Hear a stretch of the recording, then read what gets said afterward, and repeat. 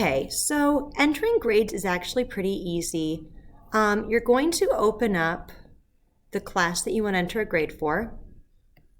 I don't have any grades entered for my classes yet, except for my online class, so I can show you what that looks like once you have some grades in, but this is for one that does not have any grades yet. So we're going to go to the plus sign.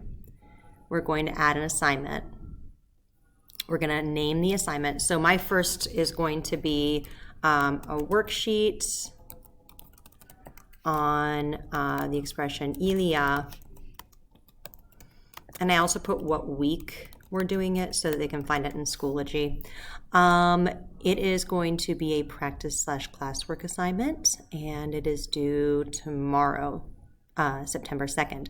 So I'm just going to make it 10 points, and that is all I need to put in. Now, if I want to put this in for multiple classes, which I imagine is something that you will want to do, we're going to select classes, and I'm going to select these are all first semester, so you got to be careful there, but my first semester class for second hour, and also my semester 1 classes at SLMS. So now I will have that assignment for all 4 of those classes. I save and close, and now it looks like this. And I can click on it, and I have my students, and I can put my grades in. Let me just show you really quickly what that looks like in a class where you already have some grades entered. So if I have to switch schools.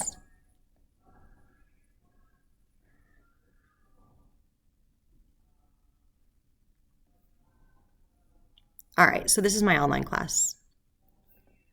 And I already have a few grades entered for them. So this is what that looks like. And then when you open up the assignment itself, you can see each of the kids' grades. If you want to see the kids' overall grades, go back to the class and